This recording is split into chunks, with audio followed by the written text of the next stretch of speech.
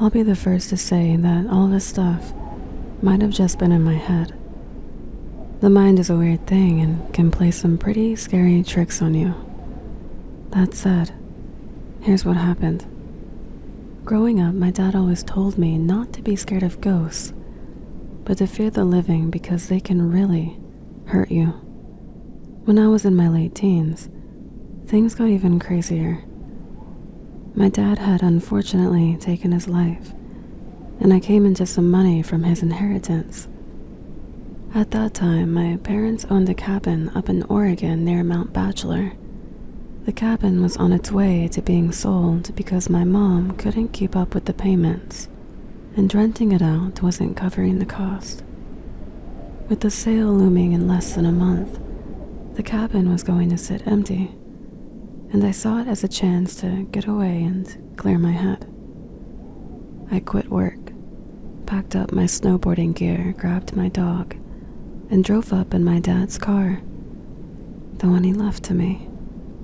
This was our family cabin, one my parents used to rent out when we weren't using it. I had the keys and even the code for the alarms, so I didn't bother notifying the rental management company. The first 2 days were pretty normal. I spent my time playing with my dog in the snow, hitting the slopes, and relaxing on the balcony while playing PlayStation, listening to music, drinking and smoking. I had stocked up on everything I needed, so I was mostly a shut-in, except for my trips to the mountain. The cabin was a 2-story place.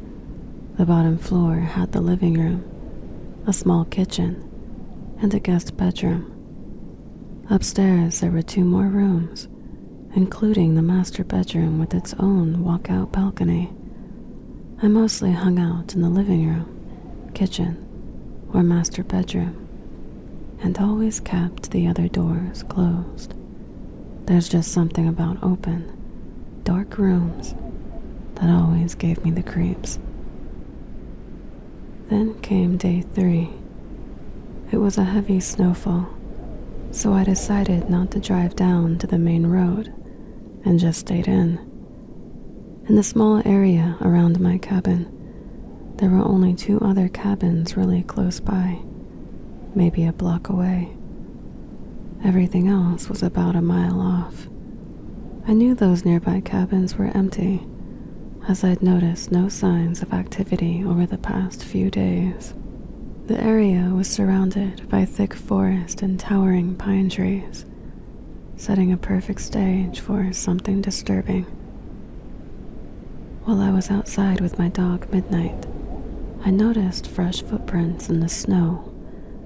They looked like they had been made just 20 or 30 minutes before I saw them. The prints led away from the cabin and disappeared into the dense trees. I wondered if maybe someone was staying nearby, another shut-in perhaps, but I didn't plan to worry about it and just went back inside. That night, things got really unsettling. I was in my bed with Midnight when I noticed his ears suddenly perk up. Before I knew it, he jumped off the bed and ran downstairs to the living room. I stayed in bed. My heart started to leap into my throat as I listened to him moving around. After about 5 minutes, he came back up doing this little dance he does when he tells me he needs to go outside. I couldn't say no, so we went downstairs to the driveway. The thing is, he wouldn't even go to relieve himself. Instead, he started to pull on his leash, staring intently into the dense part of the trees, the same part where I'd seen those footprints. He also kept sniffing at the side of the house and looking up the roof. Not wanting to push my luck, I pulled him back inside. About half an hour later, I was lying in bed when I heard what sounded like hooves pacing on my roof. A series of about 6 steps spaced out, like a person's stride. I tried to convince myself it might have just been pine cones, or maybe even an animal. But that sound felt too deliberate to be random. Then came the moment that still gives me chills. Midnight began barking and ran to the balcony screen door, as if urging me to let him out. Feeling a mix of dread and determination, I grabbed my coat, shoes, a pack of cigarettes, and my flashlight, then stepped out onto the balcony. I lit a cigarette and shone my flashlight across the roof. There was nothing unusual, just the undisturbed snow. I started thinking maybe it was all in my head, or that midnight was just reacting to my own fears. As I settled and tried to calm down, my eyes adjusted to the dark. I was sitting back smoking my cigarette while gazing at the stars and trees around the cabin. That's when I saw it, in a tree taller than the cabin, about 20 feet from the balcony. I saw what looked like a man crouched between two branches.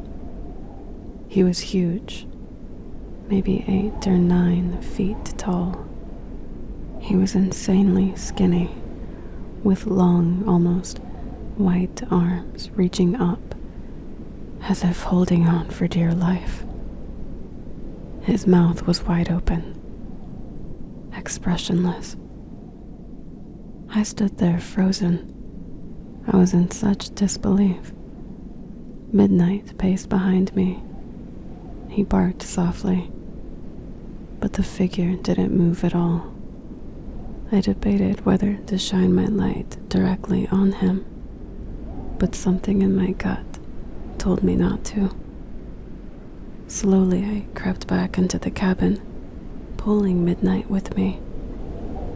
Once inside, I locked the door and tried shining my light where I'd seen the figure, but there was nothing there now. I shut the curtains on the screen door and tried my best to settle back into bed. Later that night, I started hearing a soft tapping on the screen door, as if someone was gently tapping their fingers on the glass. It went on steadily for almost an hour. Midnight just stared at that door and wouldn't come close. He wasn't even making a sound now. The weirdest part was that feeling someone was inviting me to open that door.